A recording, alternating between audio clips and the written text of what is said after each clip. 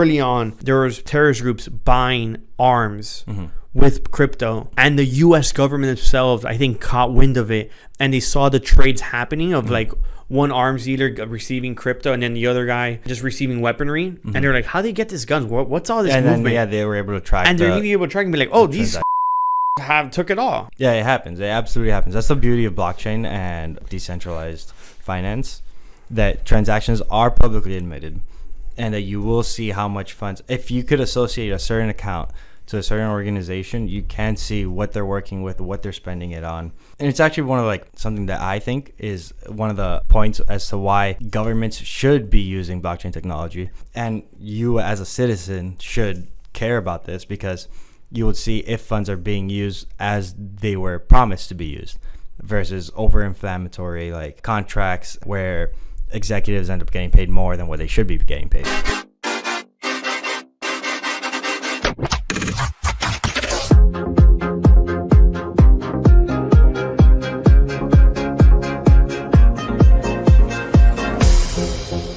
Welcome back to another week of your favorite crypto podcast, the Unscripted What? Crypto Podcast. No. Sometimes Crypto. You really messed that one up. He's like, let's restart that one. That was terrible. Yo, you butchered it. The Unscripted Crypto Podcast. Son, it's welcome back to your favorite podcast. Your favorite crypto podcast. Welcome back to your favorite crypto podcast. Sometimes Crypto. The Unscripted Crypto Podcast. You missed it. I missed the Sometimes Crypto. You missed the most important part. The whole title, like the main title. Well, we're back. We're back. It's another week. We're pumped. We're pumped. It is Tuesday, not like last time, which was on Monday. It's cold as hell outside.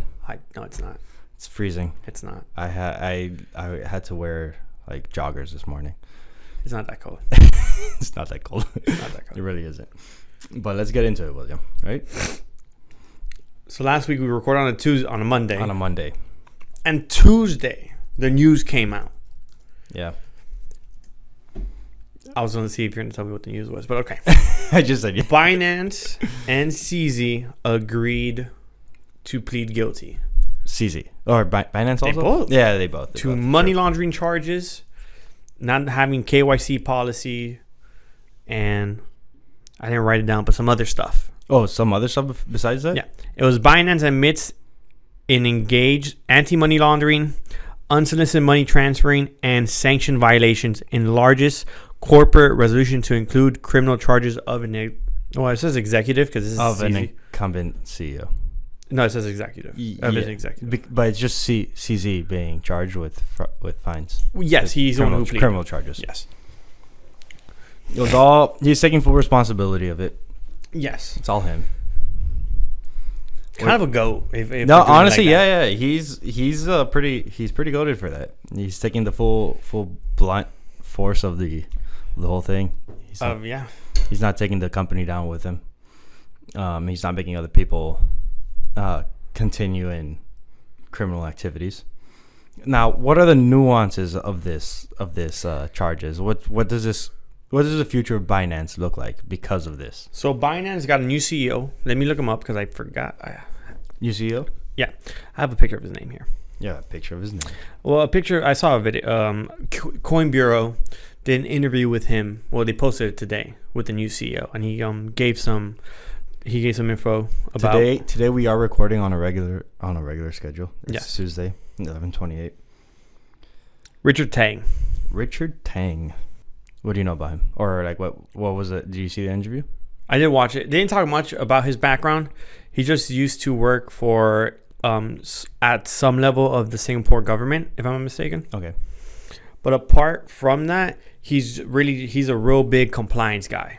Okay. So he wants to at least the point of bringing him on is to make sure it's to calm the nerves of the FTC, if I'm not mistaken, and the DOJ and all those other all those other governing agencies that sued. Yeah. Not sued. Prosecuted? Through charges. Prosecuted. Prosecuted Binance. Mm-hmm. So one thing that I saw was that FINRA. Who? FINRA? FinCEN? FinCEN, maybe. So I apologize. Maybe FinCEN. I'm gonna search it up real quick. But They're going to be overseeing Binance from now FinCEN. on. FinCEN? Okay. Yeah. I apologize. FinCEN is going to be overseeing Binance and all their operations henceforward. And also Binance has to exit like the U.S. market. Completely. That's insane. I mean, the U.S. is a big like financial institute. Do you think that's going to pose any threats to the crypto market in the long run? So I'm going to say something, and I don't know to what depth this goes, but it says Binance. It doesn't say Binance US. Okay. And those are two different entities. Okay.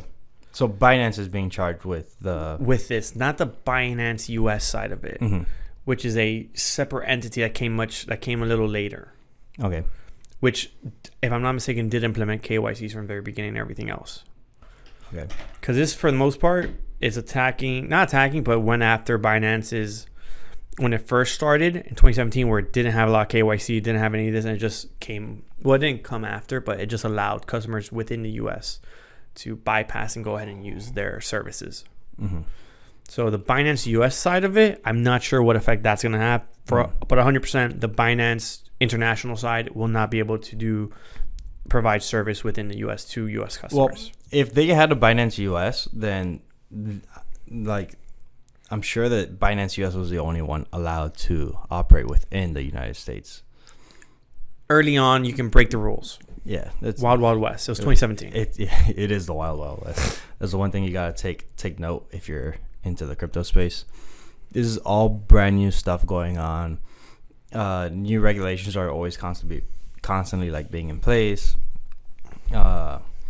New rules. Just you don't know what the landscape is going to look like in the next 6 months per se. Also, I think we're a little jumpy because I keeps on throwing me to different things and not staying tangent. We haven't covered anything. You just asked me one nuances and you go off to one thing. What do you mean? You first asked me about the CEO, the new CEO. Then you go off to one more thing. Then you go back to. Okay. I need more streamlined thinking here, buddy. Let's zone it in. Let's zone it in then. Where do you want to go? Because he started with FinCEN one of their things. I'll keep it on that because to add context to that. FinCEN will be scrutinizing essentially all transactions done in Binance. I mean, for the next 5 years and 3 years, because it's gonna be two different parties doing it, both from FinCEN, but just two different parties from the two of the governing agencies that filed against them. So they're gonna oversee 3 years, one term, and then 5 years, combined total 5. So, FinCEN is primarily ran and operated by the United States government. Yes. Okay. It's is another branch of government in terms of another terms of agency. I don't know if you could answer this, but like, do you know why FinCEN is going to be a part of this, even though they are supposed to be exiting the U.S. market? Because they most likely want to go after anyone who has interacted with a U.S. customer address. I see. So like, account. Since Binance has exposed itself to U.S. customer basis, like FinCEN feels like it is like to some degree responsible and should have some oversight on what's been going on. So not oversight, but more so. Okay, since we never talked about their thing, is one of their crimes was giving access to allowing U.S. customers to be able to communicate with or transfer money with sanctioned countries. Okay. So one of the reasonings they can add behind is we want to see what customers transact currently with those sanctioned countries and if they've transacted beforehand. I see. To make sure no like crimes have been committed by the U.S. Citizens. Correcto. Or organizations. Correcto. Should U.S. citizens and organizations continue using Binance in the future? I don't even think it's a U.S. thing. I think it's everyone. Should everyone continue to use it? Because it puts everyone at risk of having their own information looked into or scrutinized. Yeah, by the U.S. government. That's up to you now. That's up to you. That's up to you if you're willing to now knowing that the U.S. government will be looking at transactions. We'll ask Binance, hey, what is this? Why is this trade happening? Why is it allowed? Are you comfortable as a user of Binance with that? With that, yeah. Because even if you have a VPN or whatever, Yeah. that transaction is still in Binance is still known. KYC. To a degree. To a degrry, yeah, of course. Yeah, because like one of the main principles of like crypto and decentralization is privacy, pseudo-anonymity. But then again, Binance is a centralized exchange. Yeah, you lost that already. Yeah, to a degree, you've forfeited some like privacy and anonymity. Yeah. So you said there's going to be some other entities that also supervise? Not supervising, but like not like I didn't mean that. I meant it more so since two of the agencies that filed the suit against them, they both have a time. One has a 3-year and the other one has 5 years. Okay, like how much time they're going to be? Exactly, which is not separate. It's not 3 and 5 like 8. It's 3 and then 5. It's all together. After the first period ends, like the other one is gonna continue. Yeah, it's 2 more years after. Exactly. Okay. So one agency is looking to them for 3, and the other agency is looking for 5. So it's going to be a total of 5 years. Exactly. Which makes sense. Like if this organization has pled guilty to not being compliant to these regulations, then like having a set time frame in which it is going to be monitored, it seems like, at least to me, somewhat within realms of justification. Yeah. Would you disagree? Okay. No, I don't disagree with that. And so from here, do you think Binance has a good future? Like, yeah, healthy. They're fine. Yeah. This happened and the crypto market didn't flinch. It didn't flinch. It really didn't. You go back 5 years or 3 years or 2 years, like for the first bull run, and you go most recent bull run. Yeah, go to the most recent bull run and put out in the market. But the biggest crypto exchange in the world, Binance, was just pled guilty to these charges. And CZ is stepping down. CZ has to pay $150 million in suit. That's me, my bad. And then Binance has to pay $4.2 billion. $4 billion in resolution. Okay, and they could cover that pretty. They are going to cover that's light work. They have the money. It's like that's cake work. They have the money. Cake. The crypto market would brick itself in that moment. If it were to be actually, if it would be 2 years ago, and it would be like absolutely 100%. Like that's 2 years ago is when the whole FTX collapse happened. Yeah, and the market did a 20% dip, and a 20% crash, and everyone was defaulting. Yeah, like it didn't happen. Yeah, so seeing how Bitcoin and other crypto markets haven't really like taken too much effect by this news. It's nothing dramatic, nothing. Well, it is dramatic. But it's just not gonna affect the market because the thing is, funds are safe. Yeah. As of right now, the new CEO, Richard, has only been there a week and has already stated the same thing CZ said, and it was, in these allegations, not once did they say customer funds were misused. Not once did they say any customer funds were lost. Not once did they say we don't have enough assets to cover customer withdrawals or 100% of those withdrawals. The currently is the only exchange, apart from Coinbase, that has had zero problems in terms of customer funds. Apart from Coinbase? Yeah. Like, so what you're saying is that Coinbase hasn't had any issues with with customer funds either. Customer funds. You know, which that's an article I read. So there could be other coin exchanges, maybe smaller ones, but probably like of this magnitude. Like FTX misused customer funds and they were a big exchange, which we're going to get into that because there is some hypocrisy here. What do you mean? Hypocrisy? Yeah, but we'll get into that now. There's still more Binance to cover. Oh, there's still more Binance to cover? I was gonna start transitioning into Coinbase and like their stock price, because Coinbase is up year to date. And month, like from the beginning of the month to now. So I don't know what, like, I just want to see why you wanted me to transition here. But well, continue. No, because I guess you just have more information on Binance than I do. I was just gonna be like, okay, so bringing in correlation to where Binance was and how this major news broke out, and it didn't affect the market. And it shows that Binance is still like a strong organization.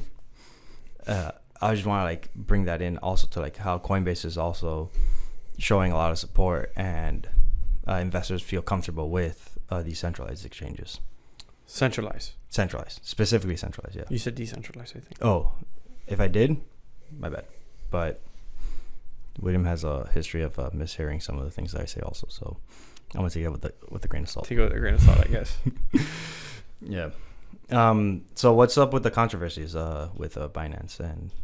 Well, before we move on, also CZ is also not allowed to leave the U.S. Oh, he's being held here? Yeah, he doesn't have to. He's not arrested or anything, but he's not allowed to leave the U.S. until his sentencing date. Okay. Which they don't want him to avoid. Yeah, because he would go back to the EU where he's resident at, but they don't want to let him go back. Yeah, because then at that point he might not come back or whatever, which seek like asylum of sorts. Yeah, I'm pretty sure there's another word for it. That's like extradition. He would avoid extradition. Yeah, but I don't think he would. Well, maybe like if he wouldn't, if that wouldn't be the case, then they would allow him to move. Since it's like kind of like flippy floppy. I don't think it's so flippy floppy. I think it's controversy. I see. So he's not allowed to leave until his sentencing date. Yep. Want to know when his sentencing date is? I don't know if I'm ready for that. Is it like next year? It is. It is next year. I'm going to have a question for you. Is it early next year? February? It is. It's February? Yeah. Okay. Tell me how it's before Sam Bankman-Fried's sentencing date. That's a good question. That's actually a very good question. That's a good. I don't even know how to respond to that. Sure, if we want to sit here and say CZ broke the law, CZ did money laundering, kind of like admitted fault. He admitted 100% fault. He didn't require time of the U.S. government to go through trial and people's. But not just that. Let's say yes, he did allow no KYCs. Mm-hmm. Looking at this suit, if you look at it at face value, you would look at it and be like, wow, that's terrible. And what if I told you your bank that you bank with have done similar things? He's like, why is no one else in standard finance not held? Just to give an example, banks, like Wells Fargo's. Chase. Yes. But Wells Fargo recently, in the last few years, got caught. I believe it was Wells Fargo's got caught giving, or not giving, opening customer accounts. The thing is without customers. That is true. But they only get a slap on the wrist here. Wells Fargo has had a history of fraud. All these banks have had histories of all these wrongdoings. Yeah, 100%. 100%. But no doubt. Yet again, you're going to charge a crypto company the biggest fine in U.S. history of $4 billion. Oh, is it the biggest fine? Yes. Oh, I didn't even know that. That's big news. And you're going to hold saying they were he turned himself in pretty much. Yes. He admitted fault. From the words of Janet Yellen, Binance. Binance. It's Binance. No. She said it right once. She said it right? Yeah, once in the video.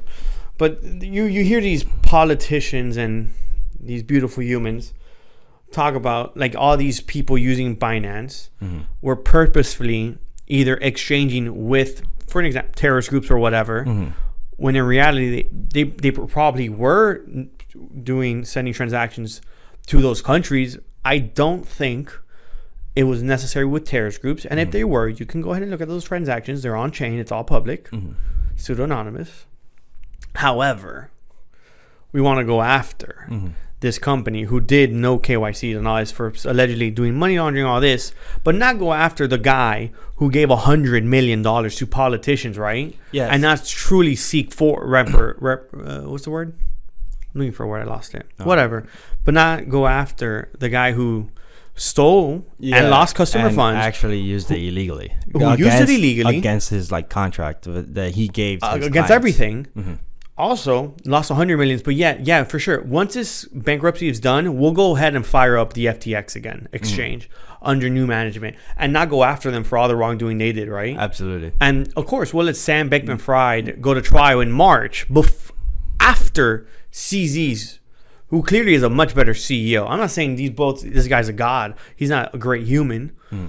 But the other guy's a sack of turds compared to this guy. This guy.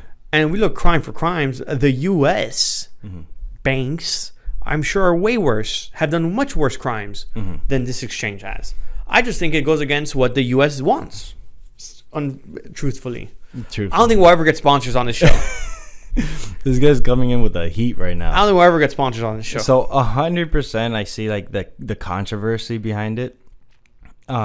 Seeing how Sam and FTX stole customers' funds versus Binance not being fully compliant with anti-money laundering regulations. Now, you said something that was like, oh, the people using Binance were maybe doing transactions with sanctioned countries. But then again, it's not like they would know because this is a centralized exchange. They have their own balance sheet. They just sell to the centralized exchange at whatever price the centralized exchange is marking the price at. But what I mean by is they allowed users, for an example. Yeah, Binance allowed users to from do this. Iran and the U.S. to maybe send currencies to each other. Yeah. Or funds from the U.S. holders to go to Iran. And then funds from Binance, just natural, to be bought up by Iran and by the Saudis, whoever we had sanctioned, Russia, you name any of them. I don't care. Yeah, but to say that they're going to be used by terrorist organizations or whatever for their misdeeds is BS. It's a jump in logic. It's like you're making leaps. It's the same way you're assuming things that aren't. That there's not you based on fact. Yeah, it's not based on fact. It's not based on the fact. Same way the U.S. these politicians said, "Oh yeah, Hamas has been using hundreds of millions of dollars or millions of dollars in crypto funds, which was bullshit. Actually proven to be bullshit on daily, because that was like in the moment they found the transactions like nothing's being sent. I think I read somewhere that organizations rather actually not like these. Hamas said like we stopped taking money from crypto because it was everyone could see because you could see if I don't know if we mentioned this on the other podcast. I'm just reiterating because where like if you are an organization looking to start like acts of war, essentially you don't want to use crypto. You don't want people to know how much funds you have in your balance sheet, because then like, oh, they're spending so much on this, so much on that, like you could literally like run a marathon against them. Yeah, we've talked on this very show early on. I think it was before we had video. How there was early on, there was terrorist groups buying arms with crypto, and the U.S. government themselves, I think, caught wind of it, and they saw the trades happening of like one arms dealer receiving crypto and then the other guy just receiving weaponry, and they're like, how do they get these guns? What's all this movement? Then, they were able to track, and they're able to track and be like, oh, these motherfuckers took it all. Yeah, it happens. It absolutely happens. That's the beauty of blockchain and decentralized finance, that transactions are publicly admitted, and that you will see how much funds. If you could associate a certain account to a certain organization, you can see what they're working with, what they're spending it on. And it's actually one of like something that I think is one of the points as to why governments should be using blockchain technology, so that, and you as a citizen should care about this, because you would see if funds are being used as they were promised to be used versus over-inflammatory like contracts where executives end up getting paid more than what they should be getting paid. Having an open ledger just increases the amount of accountability associated to transparency. Transparency is super important in today's day, especially how like information is super accessible. What's that crypto crimes report that comes out every year, kind of showing the not misuse, but the illegal transacting that's going on within crypto, and then the illegal transacting is happening in dollars. So one of the most organized groups is Chainalysis. They see all the fraudulent transactions, whether it be something like sanctions, like transactions being done by one country to another country that has sanctions, to fraud committed by ransomware, or just tax evasion, for example. They have like a handful of different things that they monitor. And the U.S. government actually uses chain analysis quite often. Here it is. What do you find? Well, it's loading up. Give me a second. Okay. Yeah, no, I think there is some like overstep to a degree into what CZ is facing compared to SBF, and how his charges are being expedited much faster, where the level of harm like committed is not just, it's not proportional. People's lives were actually actually affected because of the fact that they lost their funds, versus maybe some criminal organizations got access, or some countries that have sanctions with the United States got funds that they shouldn't be getting, come in the eyes of the government. So if you don't mind me asking, what is it that you're like trying to pull up? So it's a chain analysis report saying how much crypto is used in criminal activity, and it's less than 1% by chain analysis report. Yeah, absolutely. Versus in dollars, it's just there's much more. There's much more criminal activity done in fiat currencies through wires and cash. Yeah.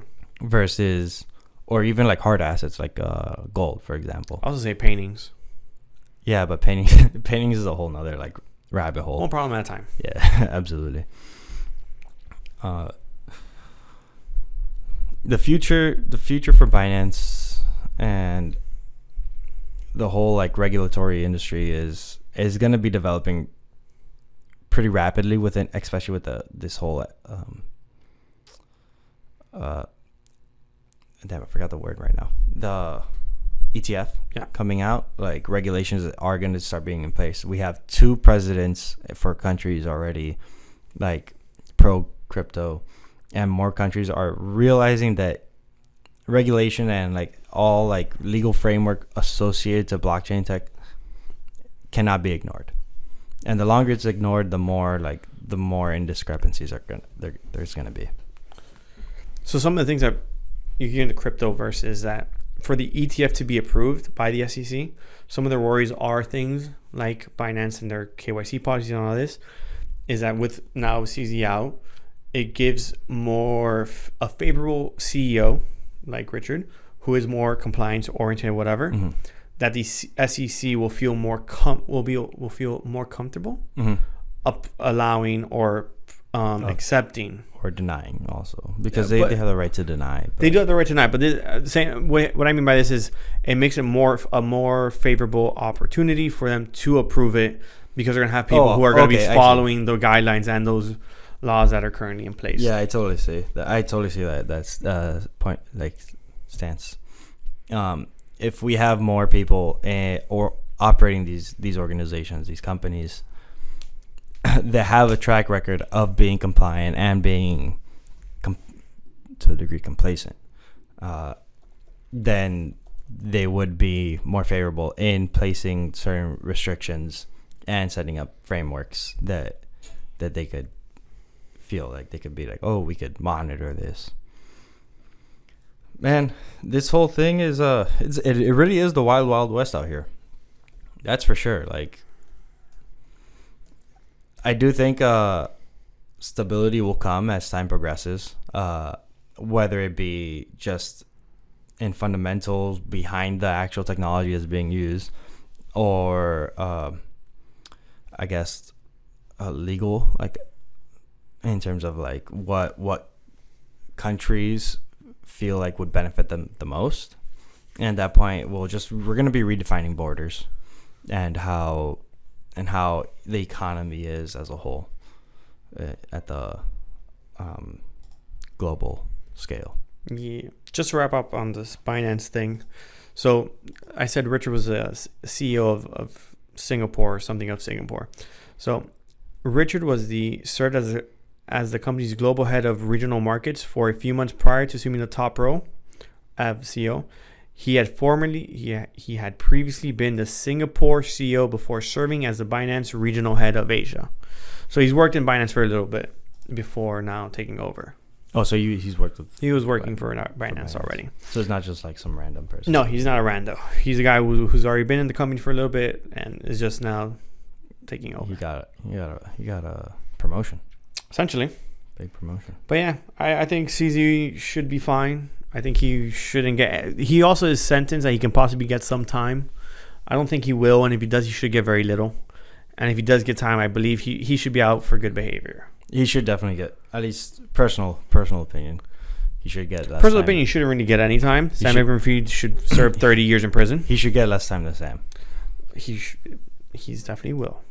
I'd hope so. But yeah, how are you going to tell me this fucking guy is going to get tried before? Yeah, before Sam. Who was found guilty in a criminal trial, actual, like, in court. Yeah, took time after he had everyone snitch on him. Yeah, everyone else who snitches deserves and time too. And he probably still feels like he's innocent. Man, it really is wild. Also, CZ made tweets. So did Richard. All these people. Go to her Twitters. What do you mean? That CZ also tweeted. Oh, like he tweeted. He tweeted the day he got. Yeah. So like, if you want more direct information, check out their Twitter pages. Yeah. Their X pages. It's X now. Continue on these politicians. So right after news broke, Janet Yellen, all these people gave comments afterwards of CZ, Binance, whatever. I don't know her name, but this is not Janet Yellen. The other lady basically said, all crypto exchanges and DeFi protocols that deal with or serve U.S. customers will deal with the full force of the U.S. if you're not complying with our regulations, essentially. DeFi also? Yes. Wow. It's a big threat. It's a serious threat. I feel like they should tell her, fuck around and find out. I don't disagree with that. If a DeFi protocol is truly decentralized, then it should have minimal... Apart from their front end. Mm-hmm. In part, yeah, because like... So the issue that we're addressing right now is the fact that these DeFi protocols, like DYDX, PancakeSwap... Their back end could be fully decentralized, no issue. But then the front end have some website that's the way you're interfacing with them has to have an owner, a domain, a company behind it. But then again, U.S. customers can very easily circumvent all these like issues and access websites that are not accessible in the U.S. by region through VPNs and just other have means. access to that. This is not condoning of any of this. Do whatever you want. Yeah, just not financial advice. You're facing your own consequences when you do stuff like that. The political landscape is just... You can really tell the government doesn't want... They don't want it. They don't want it. I mean, and that's telling. I think that's telling as to where politicians stand. Yeah, because if you... I think I saw a video of this Kennedy guy. I forgot. Robert Kennedy? Robert Kennedy. I always think of JFK. RFK. Where he's like, he was talking about the Canadians and the trucker strike that was going on. I think it was like a year or two ago. 2 years now. 2 years ago? It was 3 almost. It was 2020. Oh, was it? I think so. 2020, 2021. So 2 to 3. Definitely 3 years ago. Damn, time flies. That was during COVID? It was during COVID. Yeah. 2020. 2021. 2 to 3. Somewhere around that time frame. He was talking about, he's like, look, these people were never, the truckers were receiving funds through crypto. People were sending them money in solidarity support against like the unfair compensation and like working environments. And the Canadian government pretty much cut off all their bank accounts. Yeah. That's why they were receiving crypto. They did freeze their accounts. So it's like, but these people were never charged of anything. Nope. And he's like, well, that's not right. He had a specific phrase I don't remember. And I was like, well, 100%. if politicians can control how you spend your money, and this kind of ties into like the centralized currencies. What was it? Fiat? No, not fiat. The CBDCs? CBDCs. If they kind of ties into CBDCs. If a agency or a very centralized organization has control over your funds, that's not true freedom. And it's kind of like the whole thing behind crypto and blockchain is like, you are the owner of your asset. No one can tell you what you can and cannot do behind it. I think part of it is in the past, we've seen more so real either mafia bosses, true criminals who either killed, drug dealing, whatever, get their assets frozen, get their stuff impounded, get their things seized. And you're like, okay, that person deserved it. I think in the last couple of years, you've seen it happen to people who either have been protesting for their right to do whatever or have been doing X in solidarity for something. And then now you're like, oh, but now you came after our bank accounts for doing no true crime. Something that's, at least in the United States, protected by the Constitution. Yeah. So it's kind of like protesting. Exactly. And then you're like, oh, so you want to stop us from using our money, but you don't allow me to protest or speak. No. And then a CBDC would just make this so much easier for them to either print more money, take your money, like literally just take it out of your account, stop you from using it, or limit you from using it, or on where you use it, how you use it. It's 100% government overreach. It's an infringement on your freedom to express yourself, because of the way you spend your money and the way you spend your funds really determines on how you interact with the world. That's a form of expression. Interaction with other communities, with other organizations, with just people in general, kind of like falls down to a financial like asset. And if someone's limiting you on that is, like you said, an overreach as to what the government is like doing. Yeah. You said this was in regards to the whole Binance thing. What? With Yellen. And who was the other person? You didn't say. I didn't say a name. I didn't know her name. That well, the statement that she said was they'll go. Oh, they're gonna come after DeFi that serves U.S. customers. Yeah, like that's just kind of like absurd, like in terms of overreach. I'll be honest. Of all the problems that there are in the U.S., you want to go after DeFi? Yeah, for real. Really? 100%. Out of all the problems you want to deal with, 100%. I can see where your priorities lie. Yeah, it's true. I saw a video today of some guy in California. Not saying there aren't scams or anything like that, or that things that go wrong. Oh, okay. So yeah, you're saying like these people are kind of like circumnavigating it and saying that it is for consumer protection. Yeah. Like trying to put this facade saying this. Not saying there aren't wrongdoings that do happen 100%. In DeFi or all these 100%, things. Yeah. Like we said, this is the wild, wild west.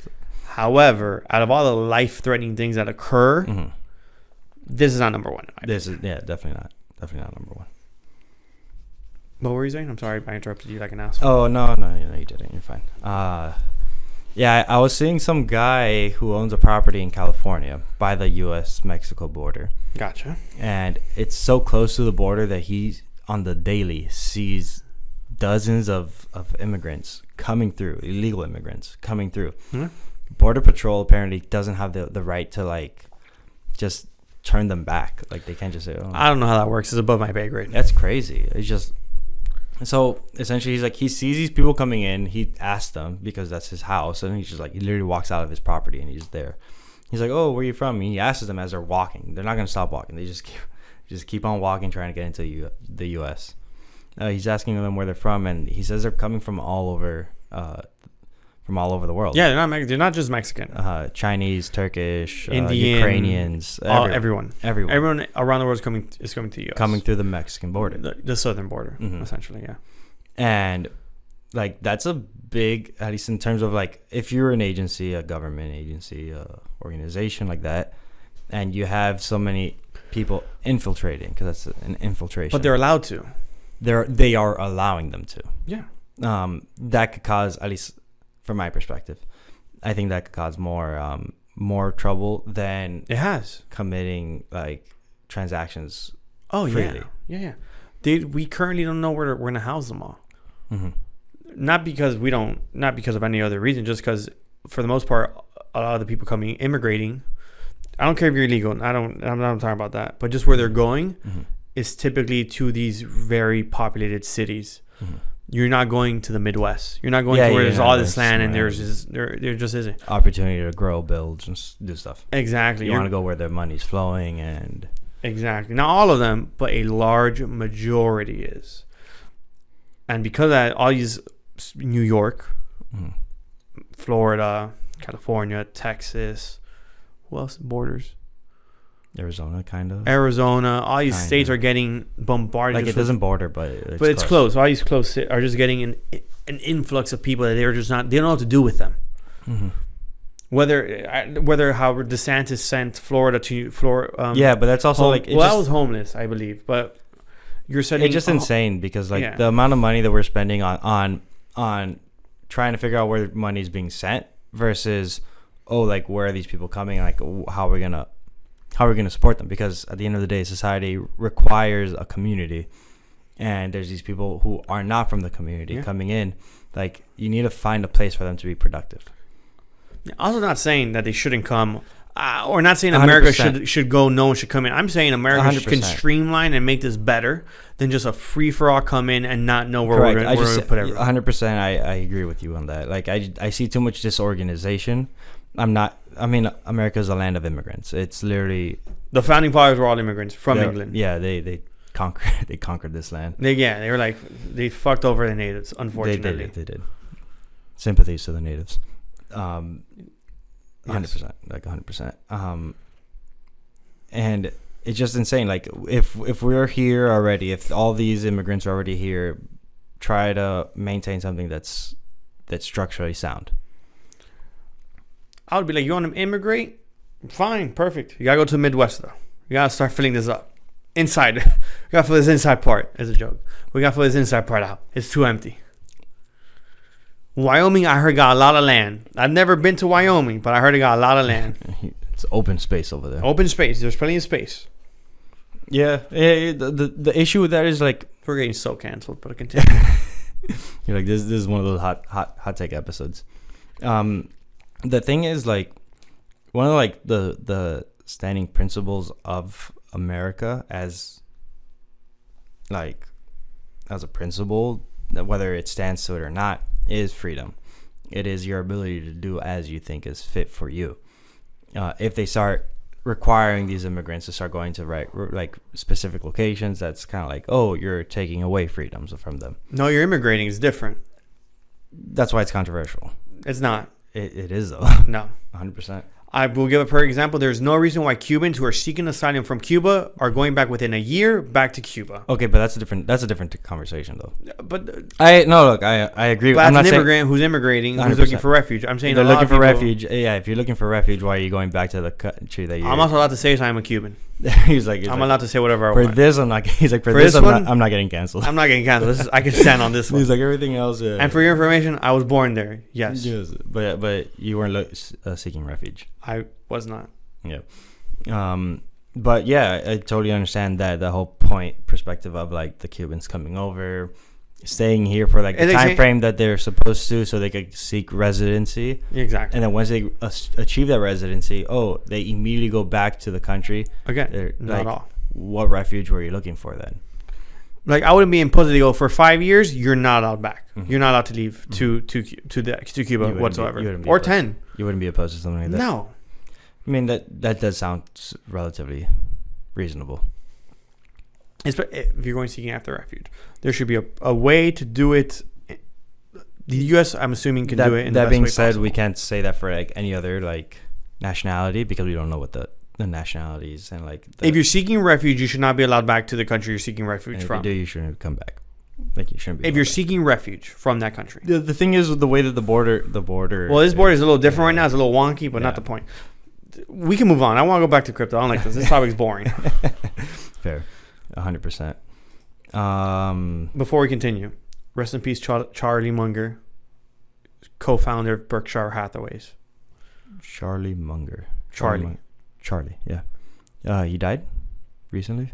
Today. You told me. I know you said that. I'm saying this for the podcast. Well, yeah, but you don't got to act so dumb about it. I'm saying this for the podcast. I understand, but you don't got to act like so blank on it. Like it confuses me. Okay. I'm like, I told him this before we started. So, William gave me this news right before we started. Charlie Munger died. 99 years old. 99. I was surprised that he was still working at such an age. Warren Buffett is also around the same age. No, he's also still working. That's just work ethic, like pushing through. Also, Warren was like, Berkshire Hathaways would give 100% credit. He's like, Berkshire Hathaways would not be where it is without him, whatsoever. Without Charlie.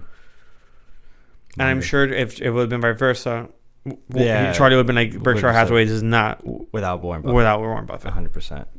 And I think everyone agrees with that. Oh, for sure, 100, like without a doubt. If you don't agree with that, then you probably don't know enough about.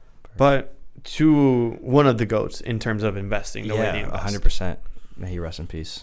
I don't know what his ethics are, but I don't care, homie. I've never heard nothing. He's goated for financial genius. Anyone who has to argue about it, suck a nut, because you're not a financial genius. Because now you'll be worth $2.5 billion. I'm sorry if I attacked you, whoever that was. Yeah. Oh, I'm glad. Even though he didn't like crypto, he wasn't. Warren's also not a fan, but financial genius. But he's like invested somewhat. Yeah, light 100 mil. He's light proxy. I'm kidding. No. He actually is though. 100 mil? Well, no. Okay. I give 100 mil because he's worth I see what you mean. No. Yeah. No, he's invested through like because he owns shares in companies that own crypto. Oh, he's so he's like proxy. He's like kind of like proxied into crypto. Yeah. Yeah. So yeah, he might not agree with it, but then again, he's investing in companies that do. Wow, what an episode, guys! What an episode! This has been a fun one. We're still recording. Don't get me wrong. I just think it's been a wild episode. It's so far.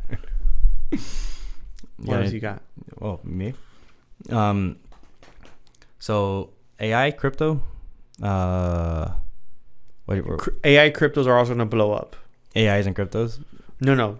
Crypto, like AI cryptos are gonna blow up. Okay. Not separate. It's like gonna be like the cryptos that use AI and the AIs that use crypto are gonna blow up. 100%. Like we've definitely talked about this on the podcast before.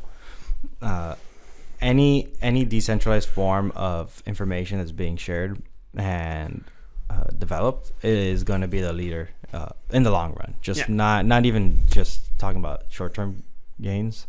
Like long run, there is extreme fear for centralization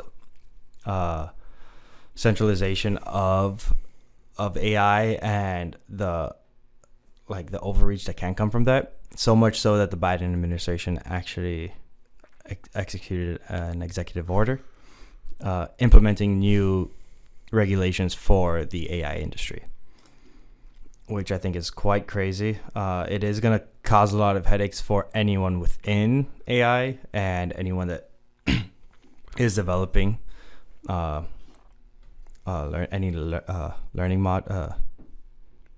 models, to the point where user information has to be anonymous. Any vectors for attacks needs to be mitigated significantly. They released an executive order number 14110. I think it was yesterday. Yeah. Oh no, my bad. Not yesterday. A couple of days ago. So adding some sort of protections. Yeah, pretty much for the consumer. Again, same thing, but DC more real. Yeah, it just like we said. In terms of those protections, they kind of fit more within line of decentralization, it'll be easier, or at least some aspects would be easier if it were decentralized. Well, that's why coins like Filecoin, any sort of cloud storage, decentralized token will do good. Yeah, 100%. Will perform at some point. At some point, like 100%. Just in fundamentals, not even looking at charts. Yeah, not looking at technical analysis. It's just, or like short term, like bull market, like bear market. Just fundamentally, they make sense in the long term in terms of AI knowledge being distributed. Yeah, where is it gonna go? And not one source of attack or one source of input or one source of anything. 100%. Yeah. Yeah. So on that note, I think I mentioned something last week on artificial general intelligence. Some people at Cornell University just released a benchmark also last week, November 21st, called GAIA. It's a benchmark for general AI assistance. It is used to determine whether or not artificial intelligence has like some basic understanding that humans can comprehend that AI generally cannot. So for the most part, people have been using AI for more advanced problems like solving chemistry equations or anything biomedical or law, which is like kind of like super exceeds general human understanding of things. But AI has a really hard time understanding very basic, like more general information. That's why AI, artificial general intelligence, is kind of like what the worry is. So by this benchmark, GAIA, it looks like they create like over 400 questions, over 300 questions that questions and answers that humans have a 92% accuracy in answering, while GPT-4 with plugins has only a 15% rate in answering accurately. What? Yeah, so it's a very big difference where GPT-4 is right now and general human intelligence. So meaning me and you could essentially get a 92 on that. Correct. So out of the, you said 300, so we'll get like 280. We'll get like 280, right? Something like that, if I'm not mistaken. Yeah, some numbers like that. Oh, my bad. They devised 466 questions. They have retained 300 questions for like, just so that people don't, like, of those 466 questions, they've published 300. They published 166 answers. The 300 remaining answers are like more like just on them for baseline. But yeah, of these 466 questions, we would answer 92%. We would answer at the 92 percentile. God. Humans in general. Humans. That's wild. What's an example of that? Do you have those questions on there? Do you have an example? So I tried looking for them, actually. I couldn't find them. There's a link here. I'm going to click it to see if I could try to find it on the spot. It takes you to huggingface.co/GAIA whatever benchmark. And there's a leaderboard and everything for seeing where different AI models are scoring. Which AIs are GPT-4 plus manually selected plugins is reaching 14.6. GPT-4 Turbo is at 9.7. GPT-4 no plugins 6.06. It looks like the majority of these are actually just GPT on this. I was about to say. Yeah. But in general, like, they're just testing it out on humans and different models. So on this leaderboard, you could actually submit your own model, the model name, the family, system prompt example, and the URL to the model information. So you could evaluate it against this, what's it called? This framework, benchmark. But yeah, Cornell is just like kind of like having this as a basic form of determining if an AI model is close to AGI capacity. And it's not by that. And GPT-4, one of the most advanced AIs, isn't. At least what's public. Yeah. Because OpenAI is pretty centralized. I wouldn't even say just that. I'm like, we're also just GPT-4. It's been public for 2 years now, maybe? A year?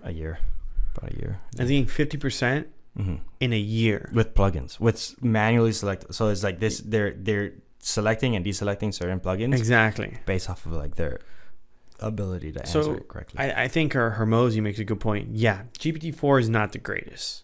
GPT-55 though. Yeah, no, for sure, 100%.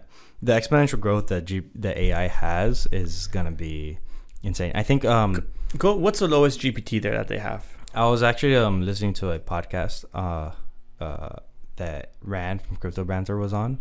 Follow Crypto Banter, they're great. It was a podcast on PBD back 6 months ago. I watched that one.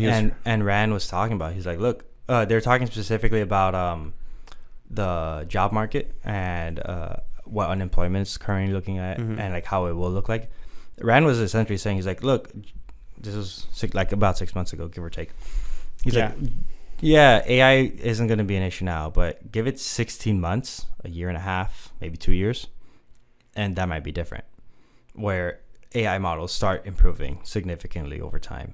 And going back to Alex Hormozi, GPT-54, whatever. Yeah, I think 16 months might be too soon, because from then to now, 16 months is a little soon. So but then he even again, said 2 years. I think that's still too soon. Yeah, I think 5 years. But then again, maybe even 3 years. No, 100%. But like, then again, he said that 6 months ago when it just came out, and GPT-4 was probably just came out. Yeah, I think 3 years is a good number to see a good benchmark. I think 3 years of AI would be wild, and then seeing how the decentralized market shows up for it.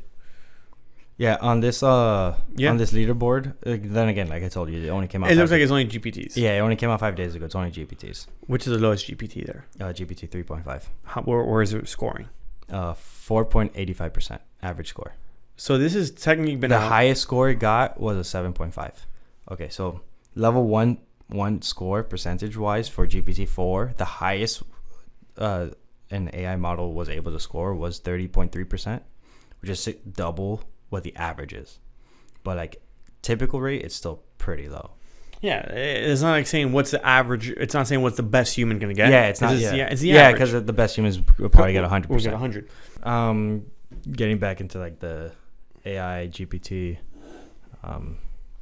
AGI thing, they're still far away. Like at least according to this standard. Not too far. Yeah, not too far, but still. 30% is the highest rating. But so from 3 to plugins though, it's double. Yeah. Right, from 4. Yeah, so on average from 3.5 to GPT-4 with plugins, it is a difference of 10%. 4.85%. That wasn't caught on camera. 4.85% for GPT 3.5. One more. And then 14.6% for GPT-4 with plugins. Little foam things. I told you have to re-stick it in the middle. Yeah, the whole double-sided tape thing. And you can't make them too tight. Yeah, no, I gotta put some space on them. Yeah. And then 27 cents. Huh? 27 cents. 27 cents. 27. This was 27 cents worth of foam gets you. But yeah, AI is definitely like. Oh, we were talking also about decentralized artificial intelligence and how that's gonna be just a fundamental leader in the future. Speaking about AI, Tesla has a supercomputer, with tens of thousands or 10,000 specifically NVIDIA graphic cards, H100 GPUs. They set up this computer pretty much. It's all on-prem. They're fully responsible for maintaining all the devices, and they're using it to process data collected from their fleet of cars on the road. Okay. Their goal is to make it fully autonomous. Yeah, that's been old news. Yeah. We not about that, but I'm saying we always knew Tesla was collecting data because every time a car would go over a specific bump in the road, if it's already recorded enough times, it would avoid it. It was on autonomous driving. Mm-hmm. Yeah. Their thing is they're just constantly trying to make that the mission, make the vision the mission. make it the goal. Fully autonomous vehicles. I think they've invested over $1 billion at this point. Yeah. In July 2023, CEO Elon Musk revealed the firm would invest $1 billion into building out its Dojo supercomputer over the next year. And they just launched it. Yeah, they just started launching it pretty much. Yeah, so they probably had a smaller one before. Now yeah, they did. 2012, they had some other like supercomputer with some other CPU with 354 CPU cores, and what a difference! Yeah, complete. Like the AI cluster before was worth $300 million. Like the computer before was worth $300 million. And now they got a billy. So 1.3 million, 1.3 billion. Nice. Yeah, they're on their way. They're on their way. I think self-driving cars are going to be a great advancement in society. I don't want them. It has. Don't get me wrong. It has its big drawbacks. I'm gonna have a car with and without it. It needs to have decentralized features. Also, I want one with it and one without. For sure. And then private roads to drive on. Why private roads? Well, no. Private roads are much better. No. 100%. You just pay your toll, get on the road. No. Do whatever you can. No, you just want to drive to the same places, but you don't want to be in your self-driving car. Mm-hmm. Fair. Because it also means all these cars are going to be autonomous, have to communicate with each other. Mm-hmm. We're not going to get there. Well, in my lifetime, at least. You'd be surprised, bro. No. Because it has to work with the state, with the state highway system too. Mm-hmm. To understand what's going to happen next. Yeah, no, there's definitely a bunch of room for improvement on the whole autonomous vehicles. We've had this argument before, and I've always argued against you. I know, it's true. That has happened. He wants self-driving, and he wants you to have a private road to drive your car, and I tell you no every time. Every single time. I'm like, no, that's communistic. That's open market. What are you talking about? That's communistic. There's a public option and there's a private option. No, well, not when the public option is for everyone to use. That's what public is. Everyone could use and it. Because I don't have my electric autonomous car, I can't use it. Well, that's another discussion though. That's what you've always argued. Well, yeah, obviously, if you don't have an autonomous car, you shouldn't use it. You shouldn't use a public road. Is what you've always said. I suppose. I don't know. I'd rather not have this conversation right now. He's not ready for it. He doesn't want to smoke. This is for another. Let's leave this one for another time. He got nervous. I didn't get nervous. You got any news? Anything else? No. Yeah, because I'm surprised. Like this episode actually went by pretty fast. I mean, Bitcoin pullback gonna happen at some point. It is. I agree with that. I think there is. We'll give the alpha at the end of the episode. We'll see. See who sticks around to catch it. Bitcoin pullback will happen. Bitcoin will pull back 15 to 20%. 15%? Wow, that's pretty high. Son. I think it's higher than what I anticipated. What did you expect? Like 5 to 10. No. You think more? Putting up trading view. So from current price, right? On the weekly. You said 5? Yeah. It does 5% every day. 5% is 35,000. Do you have like a percentage thing? Yeah, the ruler. The measure. The ruler. Ah. You go downwards and it tells you okay. Percentage down. 5% is only 35,000. You said 10% too, right? 10% is also only 34,000. Yeah. I'm new to the trading view thing, so I'm figuring it out. You're right. Yeah. 33 is 12,000. 15, where I think it's most likely to go, is 31,900. And I think at the worst of it, hopefully 20,000. 20% is 30,000. You know what, William? I did not know about this ruler feature. Yeah, it doesn't stay, but you can. No, but it's pretty solid. Yeah, no. Okay. William just dropped some gems. If you stick to this far, damn. Yeah, that's like the next weekly support line there is. After this big pump that we've been going on for the last couple of weeks, yeah. Next support is 30,000. If it drops below all that. Basically from 34 You're on the weekly still? to 31, there is nothing holding him back. There's like nothing. Okay. Which is fine. Pullbacks are normal. We typically get like 12 pullbacks in a bull run. I think, let me see if I can pull this up. I think I might have saved this on X. Some guy dropped a chart showing that there are typical like highs and lows about plus or minus 21 days of the Bitcoin halvening, of the first Bitcoin halvening, which is today. November 28th was the first Bitcoin halvening. Oh, that's not appropriate. Let's take that out. No, I don't think what did you have?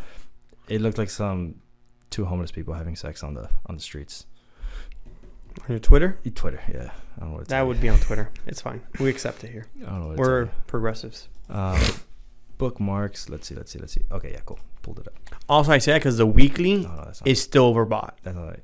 The weekly's still overbought? Weekly has not gone down. The weekly's super overbought right now.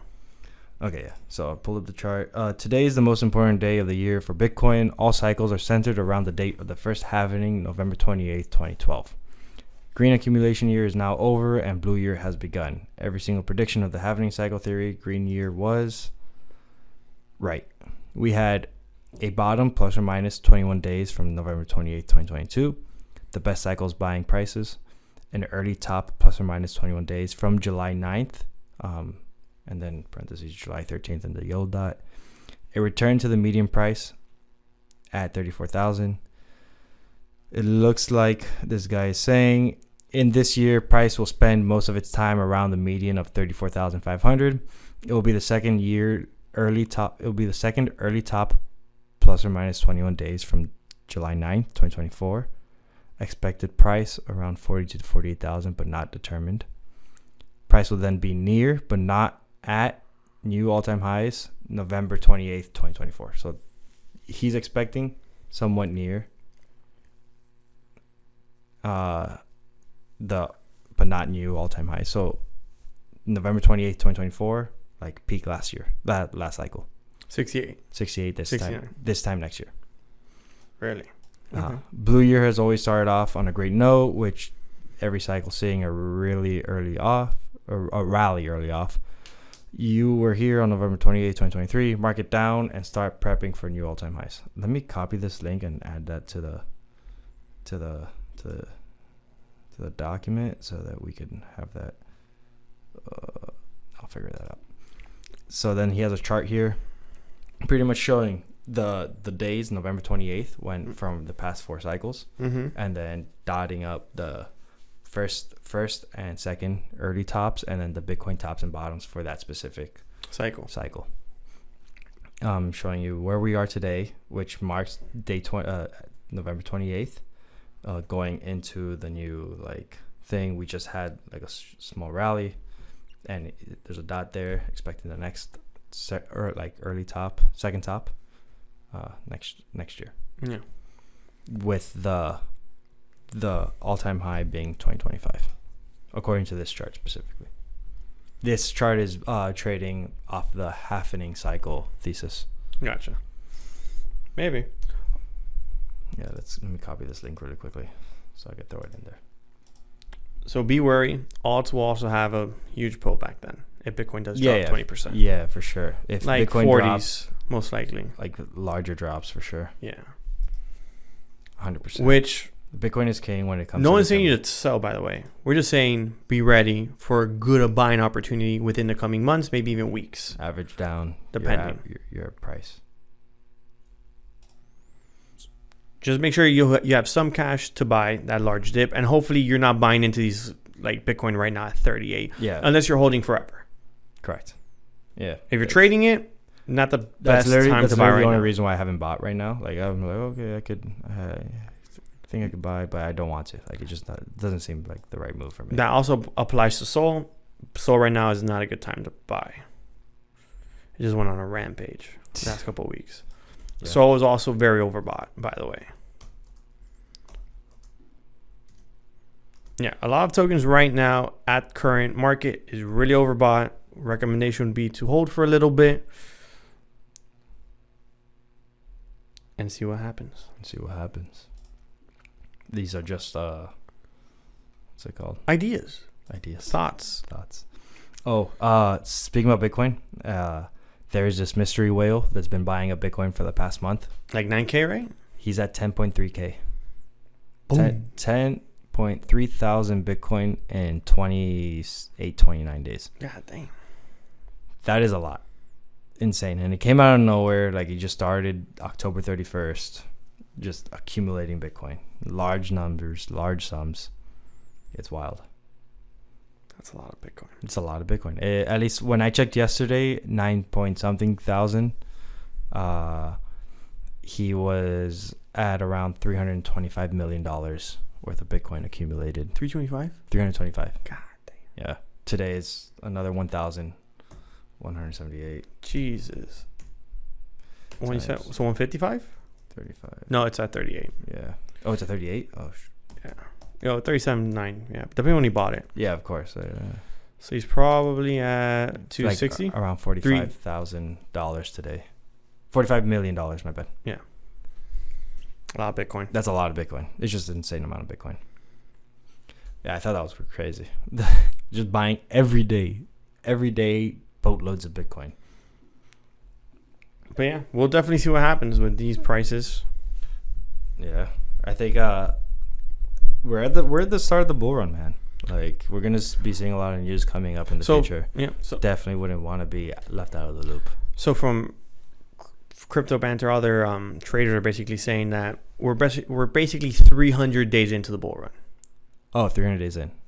Bull run's lasting a typical 1,000 1,000 days. 900 days. 900 days. Yeah. Right now, from the current bottom we've had to the current price we've had a upturn with no strong pullbacks about 144 days. Oh wow. Okay. And typically pullbacks happen every 90 to 100 days. Oh, so we're due for a pullback then, yeah, for sure. Yeah. Okay. Well, let's see how this goes if we have any updates on that for next week's episode. Yeah.